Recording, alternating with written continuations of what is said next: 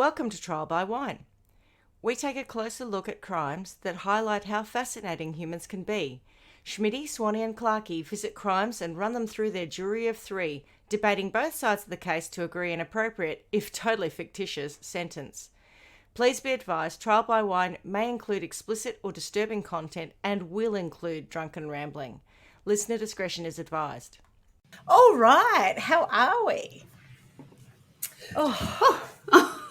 Gotta say, I was a little deflated after the last story. Thanks, Paul. Pleasure. And Paul. Oh, that was a tough one. But, yeah, a good one to cover.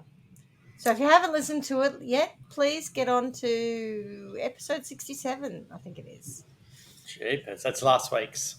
It's last week's episode, yeah. But we are, of course, doing back-to-backs because that's what we do. So in the last 5 minutes, what have we done? We had some dip and bread snacks to keep the energy going. Oh, nice. Carla, did you have a mother? I did not have a mother. and freshen up with Britney Spears' latest fragrance. I had a quick squirt of... I put a bit of Impulse body spray on. No, I went and had my children were actually having some lunch, so I had some lunch with them. We had a baguette with some avocado and cheese on it, which is delicious. Because I forgot that I bought myself a chicken breast, and then I opened the fridge up and saw that, so then I hacked into that a bit as well. And here I am again. All right, cool. Well, I got, if I'm going to move on to what we're drinking, no, actually, who are we? I'm Schmidty. I'm Swanee. And I'm Clarkey. And together we are... Trial by Wine. I was going to say, actually, I had my trial by wine last night, so I'm just having soda water. You're back on right. Yeah. Oh, that's so funny. Look, I've done that too. We're so in sync today. Oh, aren't we? And I was just downing some of my soda water that I made in the break as well. But as the resident take it for a team kind of gal that I am, yes, I am going to attempt to do this story and also drink this really nice Grant Burge Rosé. Oh. Which I've got to say is quite nice. Don't mind a bit of Grant Burge. The other day we opened one for New Year's and I bought it for my sister and she goes, that's not bad. If you don't get a job, if you don't get us some money for sponsorship for your wine reviews, it's quite drinkable. I'll be shocked. It's quite My drinkable. sister was so shocked it was drinkable. Yeah. God. She was quite surprised and I said, I don't know why you're surprised because I like Grant Burge and I drink it quite regularly. It's bottle fermented, this sparkling rosé in a dry style and rich in flavour with fresh red berry fruit characters, perfectly balanced with fine acidity. Red berry fruit characters. I'm drinking, I think you call it Schweppes. Schweppes. Soda water with carbonated water, mineral salt, potassium bicarbonate. Is that from South America? It's Tullamarine, Victoria. Oh, fancy. 3043, yes. Yes, should be a good bottle. It was actually, and it was bottled on the 6th of June. Oh, that's when it's out of date, 6th of June, 23. Gosh. It's got a use-by date. How does soda water go off? I know. Let's see. It can't. Oh, I suppose it can. Maybe the Schweppervescence can. Oh, yeah, that'll be right. It's best before, isn't it? So I assume you could hear me for most of that. I don't know though. I don't even know when I press mute. So, I have planes and stuff go past me, so I try and mute myself. Planes and what? Gosh. Trains and automobiles. I would love to have a mute button for real life. I saw something the other day on Facebook about someone saying, I appreciate that you were on mute, but your face gave away your feelings. And actually, Swanee, I think you might have commented because it was an ex-colleague of ours, and I said, Leanne, were you the OG poster of this? And she was like, wow, very dare you. Leonard, we're out of here. We're going home. So I shall tell us a story now. Yay! All right, so this one's a doozy. And it made me think of not a few don't films. see. It's a doozy, not a don't see. Oh, no, it's definitely that's how they start when they go to court. Then they can walk into court and they go, well, this one's a doozy. Yeah. Ticket number 48, the case of, the People versus Schilling. Oh, this one's a doozy. This is a doozy. Oh, my lordy, yes, indeed. And day, Janelle. Strap yourself in. I hope you shaved your legs for this one. It did make me think of some films and, of course, musicals along the way. So you guys can see if you can pick them as we go. Mm-hmm. Okay. Chicago. This is set. Yes, correct. That was the only reason. Okay, thank you very much for coming. Yeah, no, this is definitely a Chicago type story. So this is set in Alabama. Oh, Alabama. was he the American president? Alabama was not the president at the time. Alabama. Oh my God, that's going to be stuck in my head now. Barack Alabama. What have you done? That's stuck in my head. No, sorry, it's not set in Alabama. Alabama. It's set in Alabama. Alabama. At the turn of the 20th century. My sources are Wikipedia, Murderpedia, All That's Interesting, markgribben.com and crimelibrary.com. And I used a lot of an article by a person called Joseph Geringer, but I've removed anything from that which wasn't a direct quote from the person at the time because I think there was a lot of editorializing going on in that story. A little bit of creative license. I felt that was the way, so I just tried to take it into. God, I sound like what's her name, Judith Lucy there. A little bit of it. I can't do it. I couldn't do it if I tried now. I shit you not. I work with a woman who sounds like Judith Lucy. Oh, brilliant. Oh, I'd love that. Fantastic. Swanee, I just want to point out that already Schmidty can't use her words like a big boy. So I might be sending you my notes yourself. later. Yeah. Oh, no. It's happened before. We've all had what did you say, sorry? The Watcher. I might be sending my notes to you later. You might have to finish the story. I can't read anymore. Yeah, no. So just keep yourself nice. I'm going to try and do my best to get through this. I think I'm less pissed than when I did The Watcher. Okay, so born in 1905. You're like the breath test for yourself. On a scale of 1 to 10, I'm less pissed than when I did The Watcher. When I did The Watcher, when I actually couldn't speak. Exactly. And I had drunk an entire bottle of white wine prior to starting The Watcher. Yeah. And then I was about halfway in and I drank another half and that was my Is that your benchmark not even when you're having anything to do with trial by wine, just when you're out and about and, Tony's like, are you tired? Are you coming? Well, I won't, I'm not as bad as I was when I started The Watcher. That's right, yeah. So as you can see, I'm holding up the Bacardi bottle and I've had that much Bacardi in the last 2 hours. So I think that's tiny for you. Mm. Well, I knew I had to do a story. So, but she did have that mother. I'm doing my best. Well, that's my breakfast. Anyway, that's another story. Oh, also, you've got no food in your stomach. Are you you're just on fluids only? What's it called? Yeah. Liquid eye? Nil by mouth. Nil by mouth. It's me, nil by mouth. Liquid only, yeah. But is that true at this point? Yes. Yeah. So we're dealing with a mother and Bacardi. Yeah. And now you're onto the sparkling... the Grant Verge. Okay, just let me get to page 5 before we start judging, okay? Good idea. On your way. All right. Born in 1905 to poor farming parents in Blue Mountain, a tiny hamlet nestled in the bottomlands of Alabama's northeast hill country. So Nancy Hazel's life wasn't much a chop. Hassan chop. That's right. Being born and raised to a controlling father, James, and a loving mother, Louise, Nancy liked to escape the harsher realities of life by reading romance novels and magazines. I myself, as a young girl, liked a good HB, horny book, as we like to call them. Is that like a Mills and Boon? 100% like a Mills and Boon. In fact, It is a Mills and Boon. And then I went into historical romance. Yes, Joanna Lindsay, anyone. Anyway. Oh, the only thing worse than a Mills and Boon would be a historical Mills and Boon. Everyone loves a good bodice ripper. Now, Nancy, good bodice ripper. That's what they're called, yes. Who came to be... Well, actually, yeah, that's really bad when I think about the last episode. Nancy, who came to be called Nanny, had a hard upbringing. She and her siblings worked the farm and as a result didn't get much of an education. By all accounts, they would wander to school sometimes when they weren't needed at the farm, and as a result, she never really got further than a grade 6 education. She could still read a Mills and Boon. I was going to say, but that's good. At least she could read. Wag much? They weren't really wagging, they were working. Her father was a spare the rod, spoil the child kind of guy. And according to local rumour, beat his wife and kids when he thought it was a good idea. What? Do you know what I think would be a good idea? Yeah. It's 1905. Which would be never. Yeah. In this day and age, but in those days, it was appropriate to give them a good smacking. Good. Yeah. I've got a good idea. By the age of 5, Nanny was made to cut wood, plough the fields, and clear the land of weeds and debris. Said Terry Manners in his book on Nanny and other serial killers, deadlier than the male. You may have just given away what Nanny gets up to when she's a little bit older. Oh, Nanny's naughty. She's a naughty nanny. Oh, she's a naughty nanny. I was Bless going her. to say She's Nanny a was very naughty She was a good little worker, though. I'll give her that much. Oh, she was when she was 5. I know, that's what I'm saying. When she's 5, she's got great potential. And who said she didn't go to school? She got a Cert 3 in serial killing. School of Hard Knocks is the school she went to. That's right.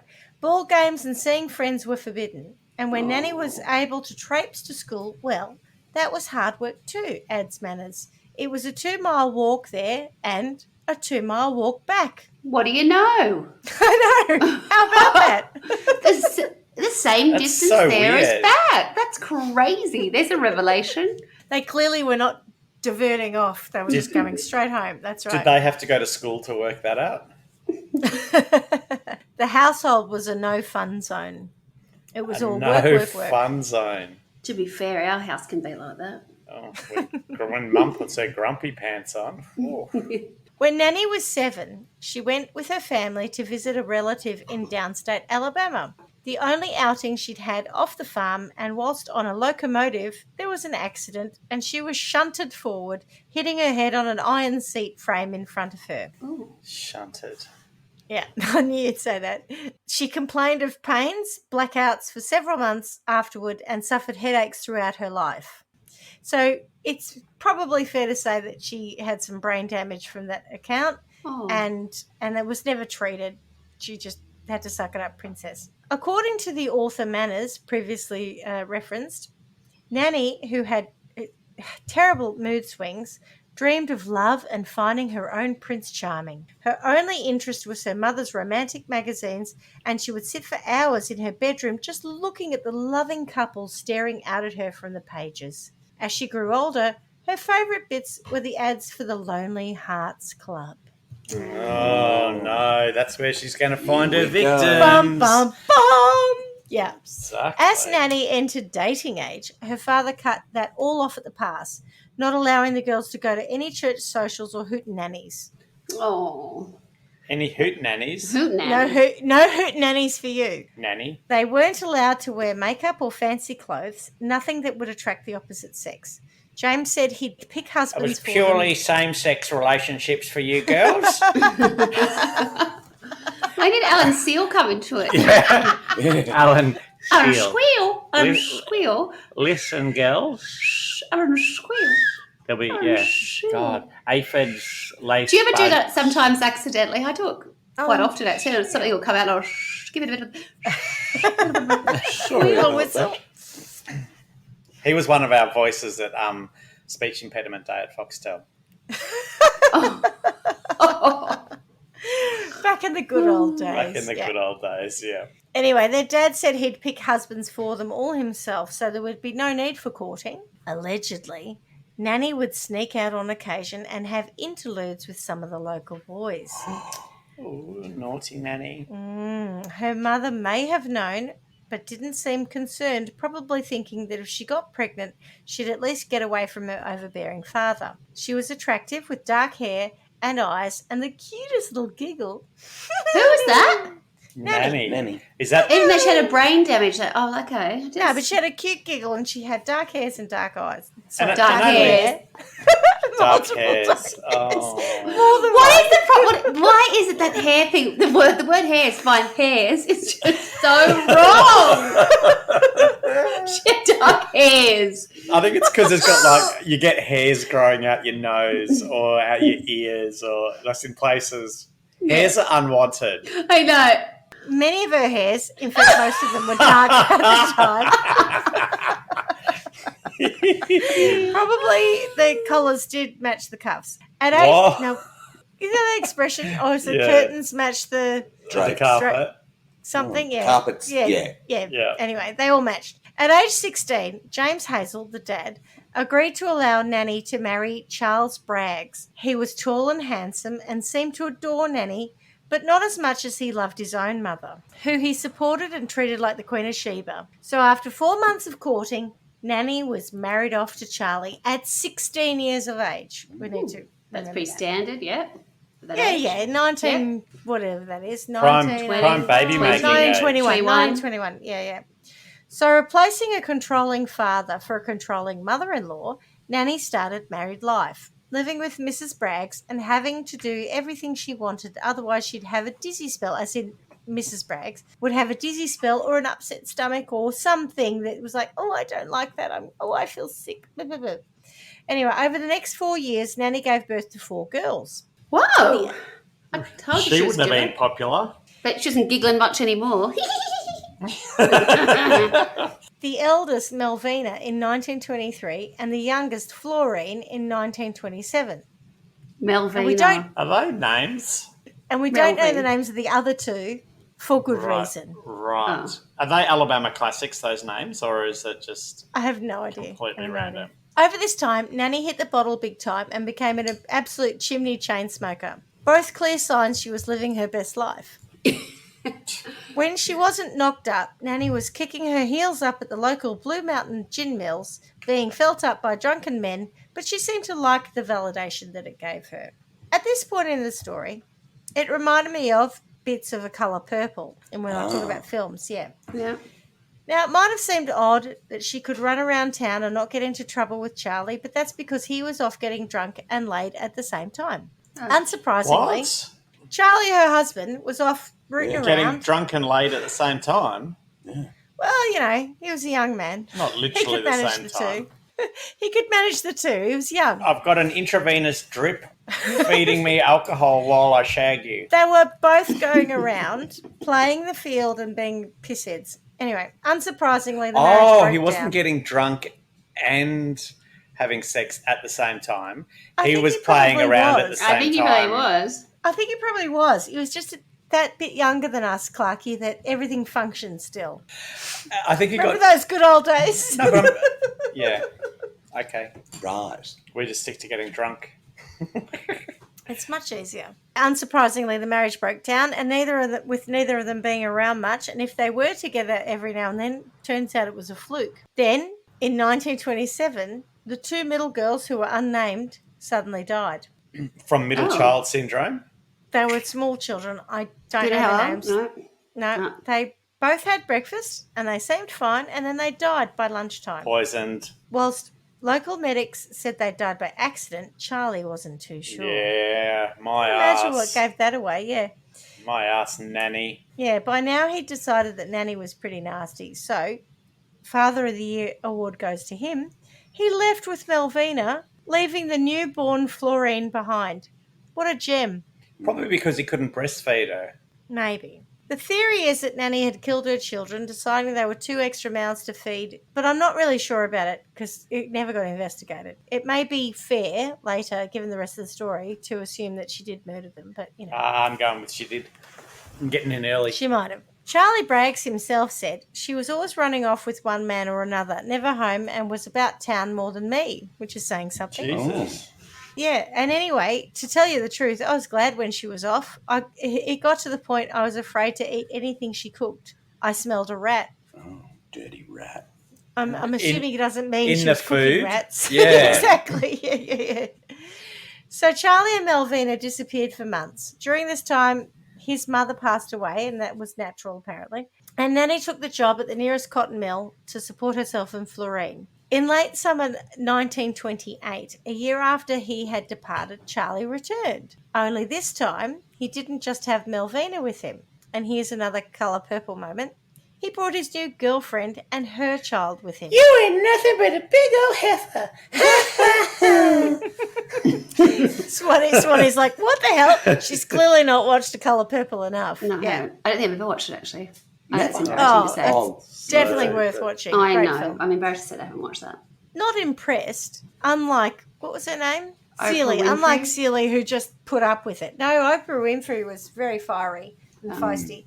But no, Miss I Seeley just just put up with the whole shit. Unlike her, Nanny packed herself up and her girls and left. So she took Melvina and Florine, returning to her parents' house. She kept working at the cotton mill, which was pretty tough work, but her mother Lou looked after the girls and it gave Nanny time to flirt with the boys again. However, while she was flirting with the boys, she wasn't going to marry another country boy, instead deciding to write to men who were advertising in a Lonely Hearts column. And that's how she met her second husband, Frank. Frank was 23 and handsome. He worked in a factory and wrote a good letter, including some poetry he'd penned for her. Nanny wrote back, and Frank decided to travel from Jacksonville to Blue Mountain to meet her. When he got there, he found her to be most attractive. Her sparkling black eyes were And captivating. hairs. And hairs, yes. Her sparkling black hairs. Her black eyes were Oh. captivating. And if anyone knows anything about Robert Durst, you would be seeing some Robert Durst stuff here now. He's got black eyes, like the pupils and the eyes, the irises look the Who's same Robert colour. Durst? Another serial killer. Exactly. Anyway. Oh, Sorry, who's so- Robert Durst? As if I can't even remember the last one, but honestly, your encyclopedic knowledge. Oh, you know, Robert Durst. You know, Robert oh. Durst. Oh, he's quite frightening. You know, the one with Anyway. the black eyes. Oh, right, no. Volume 3, page 258. Haven't you read it? So Frank Harrelson and Nari Warren. So Frank Harrelson and Nanny married in 1929. To start with, things were good. Frank was good looking and they seemed to have great chemistry. And what I read was actually they were shagging through the whole period. But after several months, Nanny started to see that his reliance on alcohol was a problem. And then she discovered that the man Is that she because thought... he couldn't get drunk and have sex at the same time? I think he could, but everything he did was alcohol related. So he Right. was just drunk all the time. And then discovered that the man she thought was Prince Charming with Clark Gable looks had done time in jail for assault. What? What a liberty, yeah. Wow. And then she thought, hang on, Worse. I've killed my kids before. We might be Yeah, in heaven. No, but no, he's too dumb because he got caught. She didn't seem to think that. Worse yet, Frank was regularly apprehended for drinking, and Nanny had the cops at her door telling her to get him from the drink tank. However, you may think that she'd call quits on this pretty soon, but she put up with his drunken and often physical abuse for 16 years. Oh. By the early 1940s, the surviving daughters Melvina and Florine had grown and married. Melvina bore a son, Robert, in 1943, and in February 1945 went into labour again, having another child. This pregnancy was hard on the smallish woman. Frightened and suffering racking pains this time around, she called for her mother to be by her bedside at the local hospital. Melvina's husband, Mosey Haynes, fetched Nanny. I mean, what are these names? Anyway, Melvina. Mosey Haynes. Melvina's husband, Mosey Haynes, fetched Nanny. Like a good mother, Nanny remained on duty throughout the night, wiping her daughter's scalding forehead and comforting her during the ordeal. She ordered Mosey to fetch continual glasses of water, wet towels, this and that, and to keep the attending nurses and interns stepping lively dusk to dawn. Mosey, of course, didn't complain. And like a good grandmother, Nanny celebrated with her daughter and son-in-law when Melvina produced a lovely little girl. But within the hour, the child died. Oh. Within the hour. Details are sketchy at best. Is that because Mosey- it had a mouth? Oh, it's Another awful. mouth to feed? This trigger warning for everyone listening. Mosey had fallen asleep on the couch in the hospital room, and Melvina, in a state of semi-consciousness from the surgical ether, lay prone in her bed. At one point, she happened to glance over at her mother and the newborn cradled in her arms. But Melvina perceived what she was never afterwards able to determine as truth or a nightmare. She thought she saw Nanny sticking a hat pin into the child's tender head.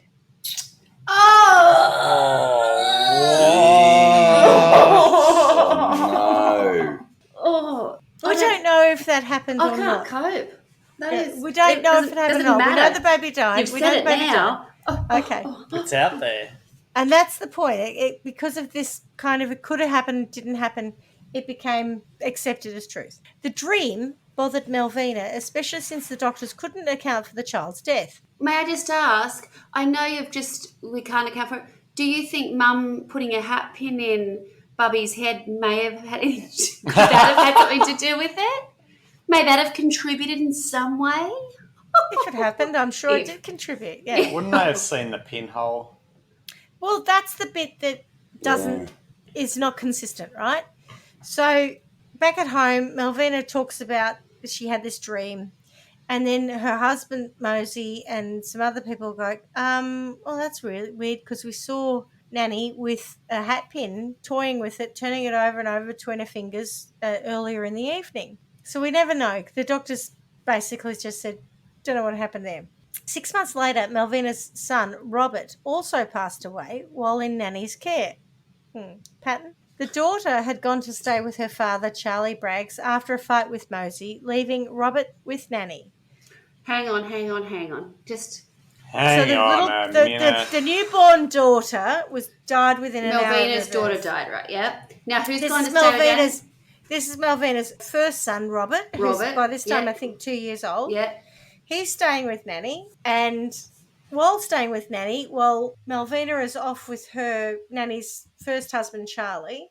Robert dies. Her dad, yeah, because she'd had a fight with Mosey, and she left her son with her mother. 2 for 2 now with her kids, right? Yeah. So Robert's now been killed or died with Granny. And Robert died with Granny, and we don't know how. And the bubby died when Granny was very early on from, yeah. No one knows how little Robert Lee Haynes died. It was a bit of a mystery. Nanny seemed heartbroken. She didn't know what had happened. The doctors diagnosed his death as asphyxia from unknown causes. And she played the grieving grandmother right up to the lowering of the tiny coffin gravesite. She fainted, she wailed, and she blew despair. Mole. Frank, her husband, however, remarked, I'll be next. Oh! Then, several months later, she collected a $500 life insurance check on a policy taken out on the boy. No. You know, we've talked before, and I've said nowadays you can't take a life insurance policy out on someone without their knowledge. Clearly, at this point in time, you could. So now we find ourselves at the end of World War II and the surrender of Japan. On the night of September 15, 1945, Frank, her husband, went out to the tavern to welcome home some friends who had returned from the war and get pissed up. Arriving home, he was still in a drunken and horny state. Demanding sex, when Nanny refused, he slammed the wall with a giant fist and shouted, "If and you don't listen to me, woman, I ain't going to be here next week." So she lay quietly as he raped her, which was, in her mind, the lesser of two evils against a broken jaw. But she did some thinking. The next day, not of England, I'm assuming. She was not thinking of England. She was thinking of creating her own bag of dicks, wasn't she? Yeah. She was thinking of Exactly. She was thinking, I know, I need to pop in a little pouch. Frank flavoured bag of I guess dicks. it's bag o' dick, not bag o' dicks. She'd had enough, let's put it that way. With the black The hairs. next day, tending the little rose garden she adored, she found her husband's corn liquor jar hidden deep in the surrounding flower bed.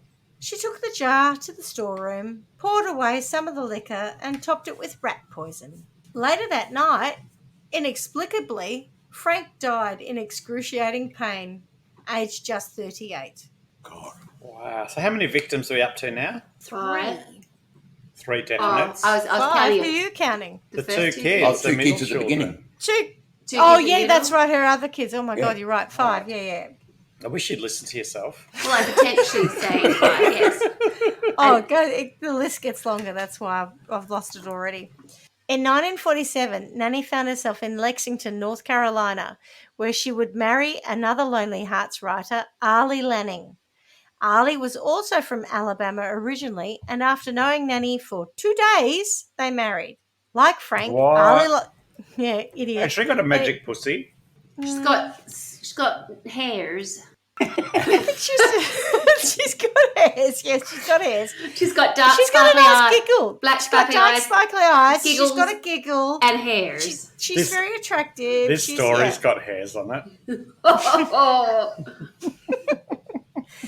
Like Frank, Arlie liked to drink and he liked the ladies as well. Whenever Nanny had What is had with enough, these people? Was that what you did back in the 40s, maybe? maybe, yeah. What? Kill people? And the or- 30s Shagged and the around 20s. and- Just got drunk and rooted. Got drunk and rooted everyone around, yeah. It does sound better than social media, to be honest. Seeing as that's what we spend most of our time doing, I think I'm it an does sound more fun. influencer. I mean, if you're dead by the time you're about 38, I mean, there you go. Well, he was a heavy drinker, so I think a lot of people just thought he'd drunk himself to death. Anyway. Drunk himself to death on rat poison. Nanny wasn't really keen on the, running around town and shagging whoever you like. So whenever she'd pack a bag and disappear, sometimes for months, with no word other than a telegram asking for money or saying she'd be back soon. She Murdering people? No, she wasn't. She just went around the country. I think she was just shagging her way around, having a good time. She seemed to flit around the country. So the telegrams would come from all sorts of places. She's just there, she's there. She was just everywhere. She was getting about. Anyway, she would show up sometimes and Ali would say hi, and when he wasn't passed out drunk, and for a while they'd pretend to be a loving couple. He'd promised to go on the wagon, and of course she knew that wouldn't last long. And then she appeared at the same time to be the perfect wife. She tended the garden, she cooked and cleaned, there was a nice pie outside. Like, she was just like, doing her best to look like a picture perfect wife. When she was disappearing, leaving him because of his indiscretions, she would say that she was explaining these by visiting family. Her poor sister Duffy lived in Gadsden, Alabama, and she had cancer, which is a shame. And so she'd say she was looking after her or helping Ali's 84-year-old mother. No, her poor sister which is had a shame. terminal cancer. It was a shame. It's a long time ago. I didn't know the woman myself personally, but it was sad. I can't wait to come and tell you one day, Schmidty, guess what? I've got terminal cancer. That's a shame. Yeah. Shame. When she wasn't going off to help Ali's 84-year-old mother or tending on her sister Dovey, she'd read her romance novels and magazine, and by this time they had a TV, and she absolutely loved watching TV. It's better than killing babies. It is, yeah. In Lexington, Nanny was a devoted churchgoer and was friends with the local minister and community. Ali would go along with her, but unfortunately he had a rep as a womanizer, and the church gossips would talk about him being a rake, and Nanny was an absolute martyr putting up with this asshole. Sadly, in 1950, Ali died suddenly of a heart attack, which of course didn't surprise anyone, with him being such a heavy drinker. A rat poison-induced heart attack? What husband's this 3? This is number 3. He just sat down one morning to drink a cup of coffee and eat a bowl of prunes that I had prepared specially for him. Nanny admitted to her neighbours gathered around his coffin. Up until then, let me tell you, he looked in fine shape. Then, 2 days later, dead. I nursed him. Believe me, I nursed him, but I failed. Did you though? Poor Arlie. Poor Arlie. You know what he said to me before he breathed his last? Nanny, he said. Nanny, it must have been the coffee. Did he really say that? Yeah, no, apparently he did. On April the 21st, 1950, 8 weeks after Arlie's passing, the tidy frame home that he and Nanny lived in burned to the foundation. Oh, the bad luck this woman suffers. It's uncanny. It's funny you say that, because my next line is, it was a stroke of luck for the widow, because had the house survived, it would have gone to his sister. Oh. Coincidentally, Nanny wasn't at home at the time, having just left the premises with her favourite household item, the TV set, tucked away in the back seat of her Ford. Mashes. I was on my way to have it repaired, she said. As it was, the insurance company issued a cheque to Arlie Lanning deceased, which was mailed to his widow, who was lodging by then with Arlie's mother, who was 84, remember? Or probably 87 by now, I don't know. Yeah. Anyway. Nanny expediently cashed the cheque and left North Carolina, but only after the elder Mrs. See you, Lanning... Granny? Yeah, but only after the elder Mrs. Lanning died strangely in her sleep. God. Goodness sakes. Come on. She's losing all her loved ones. Oh, We need to it's whiteboard sad, this isn't it? to keep up. Within days, Nanny showed up at her sister Dovey's residence Who in died? Gadsden Looking with the old. TV. cancer. Yeah, but she was dying of cancer, remember? When she nursed the bedridden sibling whose condition from that point seemed to continue downhill. Dovey died June 30, also in her sleep. I know. We now found ourselves in 1952. Nanny was 47, and as I can appreciate, at 48, no longer sporting her once girlish figure. Oh, She had actually started to I'm look feeling like... you, Daddy. Yeah, me too. She'd actually started to look like a nanny, wearing glasses and basically was a bit of a plump matron. Like me, she realised she'd not be attracting young men anymore and turned her attention to the older gents. Enter a recently retired businessman, Richard L. Morton of Emporia, Kansas. Now, she might be a bit chubbier, but she still had her girly giggle, and it still worked, and Richard was not immune to her charms. MP. Having met Nanny's like HP. nanny pussy. oh What's HP? Hairs. Hairs. Oh, if you don't mind. Oh. We're in the day and age where we remove all that. Anyway, back in those days, I bet she had quite a grey bush. A fair map of Tassie. She would have had a proper one, 1952. Meeting through a monthly newsletter devoted to the people finding partners called the Diamond Circle, Richard wrote to the editors asking him to be removed from the availability list, thanking them for finding him the sweetest and most wonderful woman I have ever met. They wed in October 1952 and she moved into his little home in Emporia. So number 4. Yeah, she's definitely got a type, right? Because Richard was tall, dark and handsome. And had the hairs. Oh, he definitely had hairs. He had eyes that pierced like arrows straight to her romantic daydreams. Oh. I think Richard was also... Did you write that? No, I don't think so. I hope not. That was terrible. I will say that I took all of this stuff out, but Richard was... Rich? No, he was half... Three-legged. Half man, half horse. Hung like a horse? Indigenous American and half... Not. What was the other half? Caucasian, like white man. Half native, but anyway, it doesn't really matter. But if you could imagine a person who looks lovely, dark hair, is striking. So Richard was tall, dark and handsome with eyes that pierced like arrows. And see, when I read pierce like arrows, I thought, that seems inappropriate. He also gave her gifts, clothes, jewelry and stuff, which was new for her because all of her other partners had been no-account Riverfellas. He couldn't afford any of this stuff, and he was deeply in debt, which was made even worse by the fact that he was buying 2 of everything. One for Nanny and one for the other woman. That's right. He had... Yeah. He'd go off into town, and each journey seemed to take longer and longer. If Nanny asked what took him so long, he'd say, I just dawdled, I guess. Of course, she found out, and 2 months after their nuptials, 2 months. He was dead. 2 months after their nuptials, she was answering other Lonely Hearts ads. Every response she got from other men made her want to get rid of that philandering a-hole of a husband. You're going to say I thought you said get a root. Yeah. It's an accident. What I meant to say... Every response she got from other men made her want to get rid of that philandering a-hole husband she was with. Does she see herself as philandering? No. Or is it because... No, double standards, big time. However, these thoughts had to be put on hold as her father, James, died. And Mama Lou announced that she was going to live with Nanny and Richard in January. Brilliant. Yeah. And Mama Lou, remember, was actually quite loving, looked after her kids, was... not a bad person at all. I have to point that out because in 1953, Lou arrived, but within a couple of days, she fell ill with chronic stomach pains and died. Oh, for God's sakes. For goodness sake. And then tragically, 3 months later, Richard also died with chronic stomach pains. Could you imagine if she did a Ancestry.com? It'd be a really short branch tree or something, A shrub. A shrub. So Nanny, back on the Lonely Hearts after such suffering, met Sam Doss. Sam was nothing like her previous husbands. He was a God-fearing man. He didn't drink, smoke, gamble, or cuss.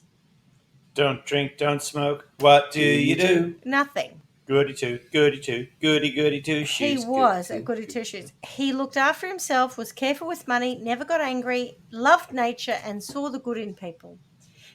How long did it take him to die? He was literally the opposite of her previous lovers and husbands, and maybe that was why Nanny accepted his proposal on June 1953, just 3 months after the tragic death of poor old Richard.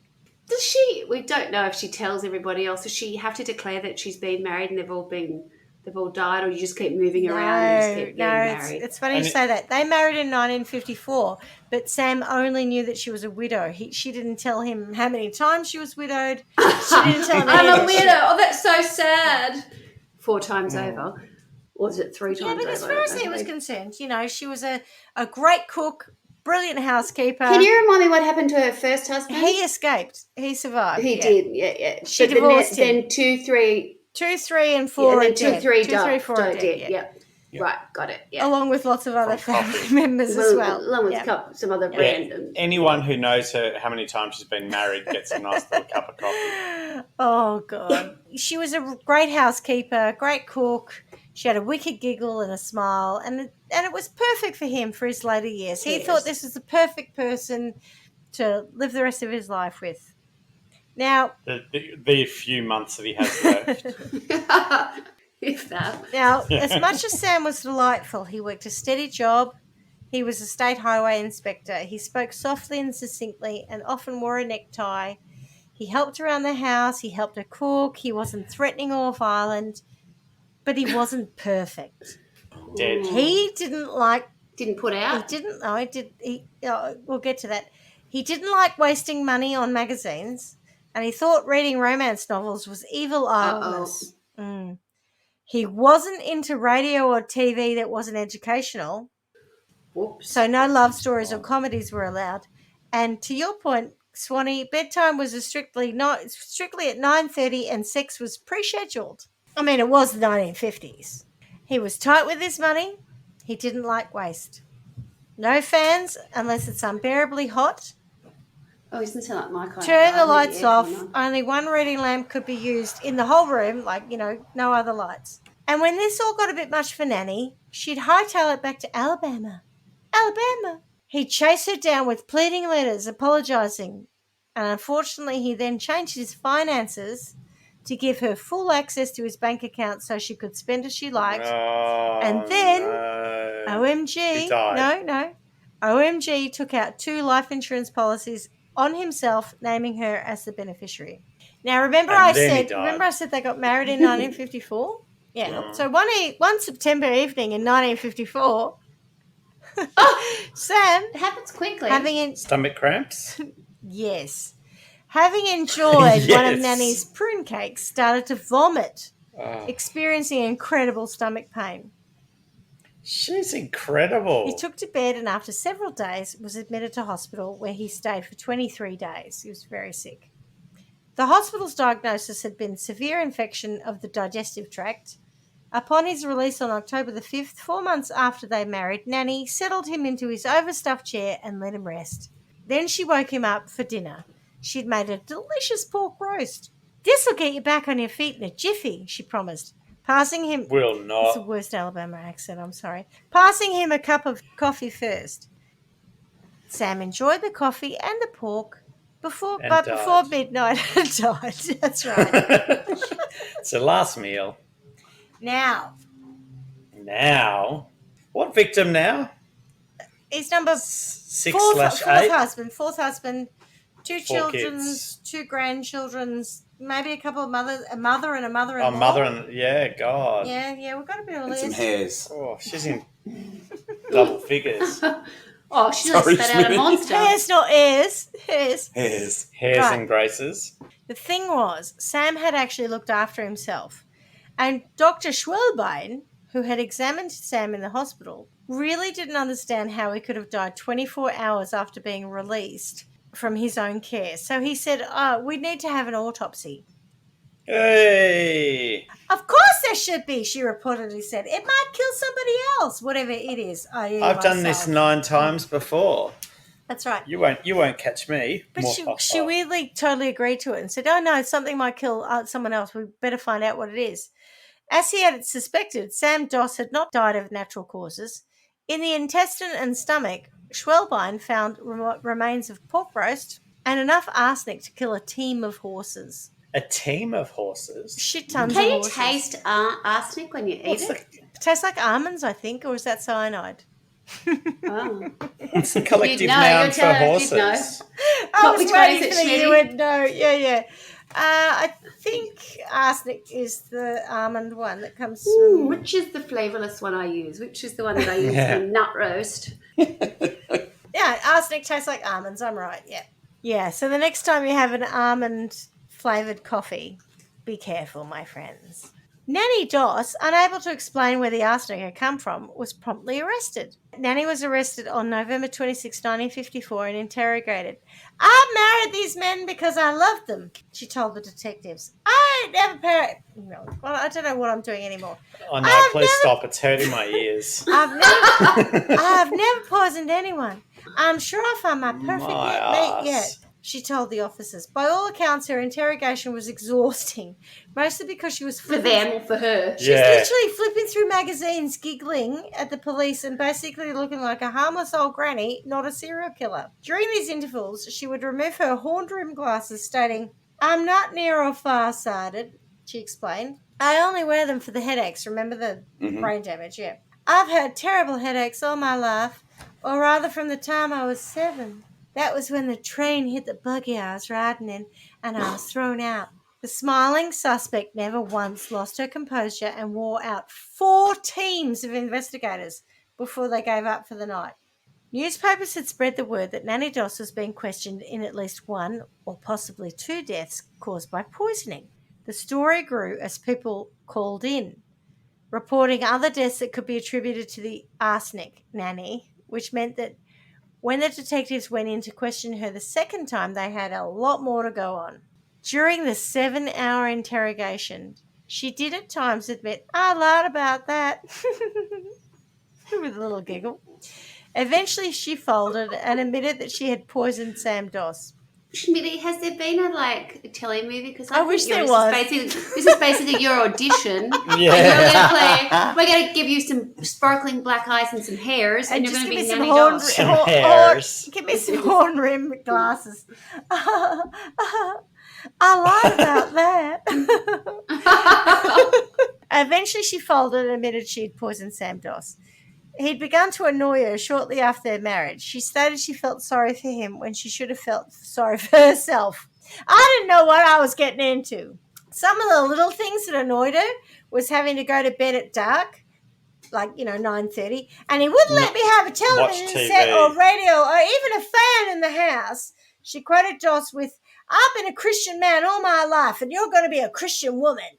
You don't need a radio and television. And to quote Chicago, he had it coming. He had it coming. He had it coming all along. You're right, Carla. It was Chicago. Yeah, Chicago. There you go. Brilliant. Well done. If you'd have been there, if you'd have seen it. This got on her nerves so bad that she put an inch of rat poison in Doss's coffee. She apparently overestimated the dose, causing him to chuck so violently it actually saved his life. You know, the 23 days he was in hospital? Yeah. Afterwards, when she was nursing him back to health, she just said, that'll do, and I'll finish him off, and gave him another dose. After she signed the confession, her final words on Sam were, now my conscience is clear. Before Sam died, because she just felt okay about it. Before Sam died, she was corresponding with a farmer in North Carolina for whom she had baked a cake and mailed to him. He was anxiously awaiting the day when they would meet. She mailed a cake to him. She was setting up husband number 6. Yes, I understand, but mailing a cake, how long does that take to get? A fruit cake. It's a prune cake. She was really big on prune cakes, right? Yes, so they could have lasted 12 years and no one would be bothered. Yeah. I'm mighty proud I didn't meet her. Longer than the person that eats it. That's how long they last. That's right. Yeah. The man said, I'm mighty proud I didn't meet her and she didn't come down here, he told investigators when they contacted him. From now on, I'm through with these women who make their matches by mail. She was caught in a lie when asked about Richard Morton, husband number 4, I think, saying she had never heard of him. Who's that? Who dat? Who did? Anyway, when they said, he's your 4th husband, she said, yes, right. Yeah. Oh, yeah, well, I guess I wasn't telling the truth. And he confessed with a coy giggle. I was married to him. After a long period of questioning, she admitted to having poisoned Morton in 1953 as well. Her reason for his death, he'd been making me mad, shining up with other women. He had it coming. He had it coming. He had it coming all along. I told you it was a funny story. After she signed this confession, once again she said, now my conscience is clear. Then they started on her third husband, Arlie. This marriage was the longest of all. It wasn't longest of all, you liars. She was married to the... Oh, no, she didn't kill the first one. Right, sorry. Longest of all the dead people. 5 years. Yeah. But he crossed the fatal line in 1952. He was a womanizer, and he started running with other women, she stated. Shortly afterwards, she confessed to murdering Arlie with poison. Once again, now my conscience is clear. He had it coming. He had it coming. He had it coming all along. Over the course of the next couple of days, could you imagine these poor police? You should look at the photos of this because there are a couple of policemen that someone took a photo of. They are both strikingly handsome men. They look like male models dressed in full 1950s suits, and they just look so over it. Are they rolling their eyes like, oh? It's quite funny. Over the course of the next couple of days, police were shocked by her continuous string of confessions. She was adamant, however, that she only poisoned people who deserved it, and none of the deaths of her relatives were due to poisoning. I never did feed that stuff to my bloodkin, she claimed. The facts showed otherwise. Belated autopsies of her mother, who died in 1953, and poor old Dovey, who died in 1950, both had massive amounts of arsenic in their systems. The investigators gently led Nannie to a discussion of Frank Harrelson, husband number 2. Nannie stated she married him for love, but that was a disappointment. I found out he was a jailbird and a drunkard. One Sunday, I was at my mother's, and Frank's brother showed up stating that Frank wanted to see me. Frank had been out all night the night before drinking.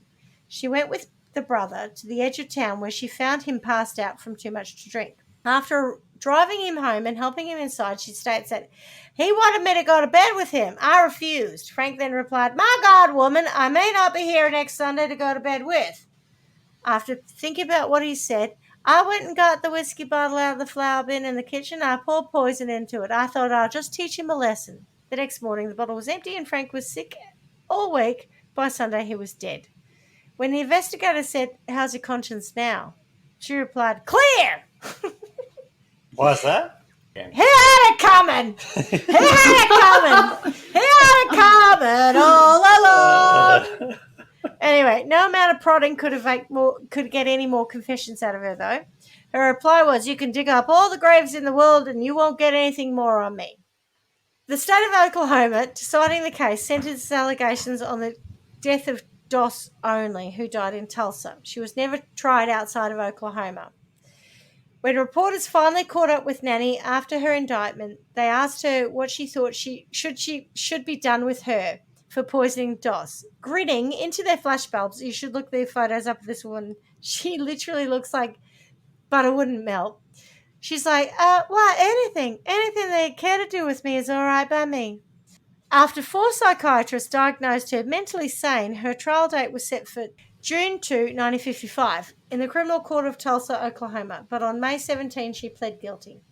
After a brief hearing, Judge Elmer Adams sentenced her to life imprisonment, barring the electric chair because of her gender, and she spent the rest of her days in Oklahoma State Penitentiary. Nannie Doss died of leukemia in the prison's hospital ward in 1965. And that, my friends, is the story of the Giggling Granny. And they had it coming. They had it coming. They had it coming all along. If you'd have been there, if you'd have seen it, how could you tell me that I was wrong? Right. So, how would you sentence her? She's a whack job. I don't know. Isn't she a cracker? I just can't believe what she was getting away with. What happened with the children, like the babies and... Nothing. She got away with it. She was only tried for her last husband's death. Yeah, in Oklahoma. So nothing ever happened in Alabama with anybody else. No. Wow. It's extraordinary. But everyone's pretty convinced she killed everyone else. They had it coming. They had it coming. Isn't she absolutely unbelievable? What a story. Yes.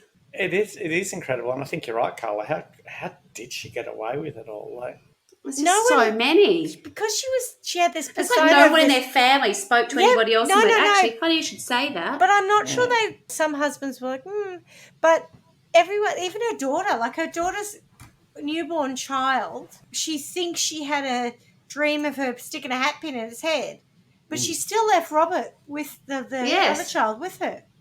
So I just think that there was... How did Robert die? I can't even remember. There's been so many deaths. Asphyxia. Poisoned. Oh, yes, asphyxia. No, just some random asphyxia. Yeah. I think it was. The point is, no one really suspected her until the autopsy of the last one, and that's why they pinned it. That's what they pinned on her. I've had a look at what she looked like. She just looks like a... Giggling Granny. A little old granny. Lady. Yeah. Her last words to her daughter were, "Don't worry about it. I ain't worried." I think she needs a few hat pins in her.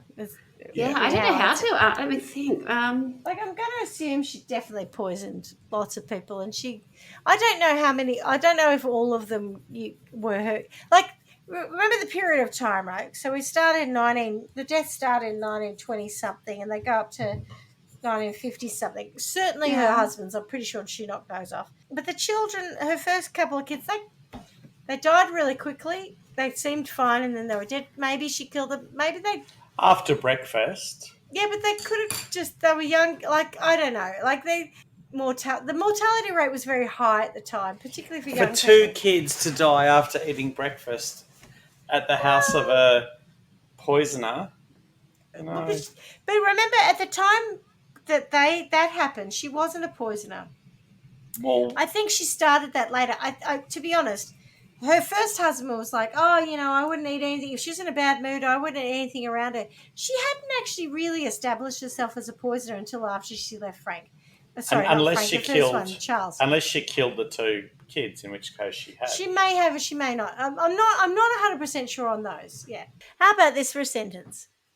She's on a buggy, and this happens every day in Trial by Wine World. We'll go back to our old sentencing ground of Trial by Wine World, and we've got a ride where she's the only person on it, and she's on a buggy, and it gets hit by a locomotive, and her head gets slammed into an iron rail. Is this where she gets shunted? She gets shunted. We'll put her on the shunting ride, and she gets shunted daily. The Cardenet ride. That's where I'll put her on that ride. I'll invent the shunting ride, and I'll put her on the shunting ride. I'm I'm amazed I got through that. Anyway, go on. You did well. I'm not sure about how much of this is nurture versus nature. Like, was the... She had a nasty dad, but her mother was lovely, who she murdered too, by all accounts. Yeah. but so she had the shunting incident. Didn't she get raped? By her second husband, Frank. Yeah. Which probably at the time wouldn't have been called... That wouldn't have been called rape at the time. So maybe she's just ahead of her time. I just think she seemed to have a somewhat, I wouldn't say short fuse, but it seems that she gets to a point where she's put off, inconvenienced, that she mildly... Her first husband, Charles, said if depending on the mood, like she did, she had a real funny fuse. Yeah. And she could instead of like, switch. Okay, I'm done here. Yep. So instead of just walking, I'll just get rid of the baby, get rid of this. I'll just kill you. End that, and move on. Yeah. So that's one thing she was able to do that I find quite, what's the word I'm after? Ingenious? No, not ingenious, but I'm going to say interesting, but it's more than interesting. It's something that I would be sort of intrigued by, is the fact that she just continues to just move on. She just she just moves all the time. On to the next, on to the next, on to the next husband. Next child, next whatever next it is, in-law, next in-law, next whatever. mother-in-law, next mother, So you're going to put her on a roller coaster of something. I don't know. I don't think that she's trying to murder people, actually. I don't think that's what she's out there going, I'm hungry, I've got insatiable, appetite to kill. Honestly, she didn't kill. They were convenience kills. She didn't kill them. Yeah, she wasn't like Ed Kemper or others I'm done here. who had a desire to kill. It was... No, she married them and then killed them. Yeah. Killing you was the best way to expedite my way out of this to go to the next thing. Yeah. Is that better? I'm not making a call on that. I'm just saying I'm with you on the. She didn't kill in a for Predatory the desire. sense. No, she didn't get any thrill out of it. It wasn't. No, it wasn't. she's just like, next. How do you know she didn't get a thrill out of it? I don't think she did. I think She it was just giggled a lot. perfunctory. It was perfunctory. It was Yeah. it was just something to do to get me to the next step. Yeah, exactly. Get rid of some this life kid. insurance out of That it. solves that problem. I'm on to the next one. That's true. Yes. I mean, yeah. What was that I you mean, said, Rach? Well, I missed it. Stewie talked about Oh, how she cashed in the life insurance. So Oh, yes. yeah, that there probably was Several quite times. calculated. Yeah. Yeah, so that's just And motivated also- by money, I guess. Like saying it's her way out, it kind of means she can do what she wants and have no remorse or regret. You know, like I can marry someone. Yeah, I'm not justifying her And then- behaviour. Don't get me wrong. Well, that's good. I'm just saying she didn't have the kind of drive to kill in a sexual sense or it was just more next. She's I don't like her. She's a nut job. I'm not saying she's not. I reckon a roller coaster of smacks or something that she needs to get. Of smacks. It's hard because I don't want to be disrespectful to the people that she murdered, but I mean, Do you equally, remember I'm the sort of Coles like, whipping thing that I talked about in Yeah. one of our first Yeah. episodes? Maybe a roller coaster where she just gets lots of smacks. Maybe something like every time she giggles, she gets a punch in the face. yeah. Because Maybe she can't giggle. Maybe that has some kind of, I don't really want to say it's paralysis, but something whereby the feminine wiles that she's been able to sort of use to manipulate situations and, make people, disarm them, I guess, from being the evil genius that she is. Yeah. With the last husband, she didn't even have them, and she knew she didn't have them because she got Yeah. quite stout, Yeah. and she wasn't hot anymore, but she still sucked him in. But it was Yeah. very much that motherly kind of homemaker thing. So Yes. Yeah. it's so you got to take all that away from her, not just the giggle, Okay. not just the dark hairs, wherever they are, dark eyes. You got to take it all away from her. It's not just her ability- luxurious hairs, thatch, Not my hair. It's thatch. her luxurious thatch. That is so out of a Mills and Boon. Someone's thatch. Oh God, Thatch. please don't. I'm sorry, listeners. It was funny though. It made me laugh. Take her luxurious thatch away from her. she's a hard one to punish. I think she's a bit of a monster, and so I wouldn't mind her getting a little bit of that poison coffee. Bit of arsenic and lace, but yeah. instead of going to hospital for 23 days, she could just, A couple of hat pins. could sit be on the used. couch with bad TV that drives her crazy. You know, I like when No Yeah. TV. A TV that doesn't work. Educational TV because she didn't like that. Yeah. She just wanted romances and shit. I think she needs a chastity belt too. Okay, yeah. Close your legs, Wilson Phillips.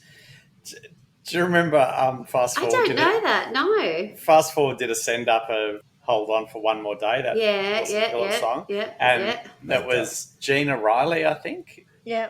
who kept opening her legs. She'd be sitting under the tree and she'd be singing and she'd go, and one of them would reach across and go, close her legs all the time. It's hilarious. It's actually quite funny, yeah. Yeah, so I think she needs a chastity belt. She needs arsenic in small doses just to keep her sick all the time. She needs to have no family, which she practically went She about killed doing most herself. of them. Yeah. Yeah. And maybe hairs, like a hairy nose or something.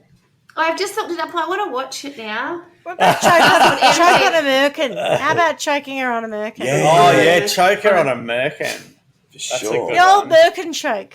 Thatched. Yes, a thatched merkin. A big, thick Brian Blessed. A Brian Blessed type Big. massive thatch. Do you know, you boys are Yes. lost on that. Was but- he Hagrid? No, No. but it along the That's same Robbie lines. Like Coltrane. a gigantic Big man with thatch big dick. merkin from Brian Blessed / Hagrid, Robbie Nice. Coltrane. That's what she has to choke on. Yeah, Yeah. Right. that feels Yeah. fair. Yeah. Yeah. I think Kathy Bates should feed it to her. Yeah. From misery. In misery. Maybe she should go to the house of Kathy Bates and live in misery for the rest of her life. I feel like she lived in some misery, and that's why she behaved the way she did. Not as much misery as everyone around her did. True. Until she killed them. Are we done? Are we sentenced? I think so, yes. House of Misery. So, yes. House of Misery, Merkins, and what have you. Hagrid. All right. Well, thank you very much for sticking with me through the longest story of someone poisoning everyone in their lives. And miss you already. And meet show tunes. Oh, gosh, yes. They had it coming. Don't. Oh, They had it coming. Miss you already. Bye-bye. Well played. Ciao. Thanks for listening to Trial by Wine. You can contact us at trialbywine@gmail.com. Please rate, review, and subscribe to Trial by Wine on Apple Podcasts or wherever you get your podcasts. If you'd like to support us, you can become a patron at www.patreon.com, Trial by Wine, or visit our website, www.trialbywine.com, to donate to us. Your support will help us cover many more cases and apply wacky sentences.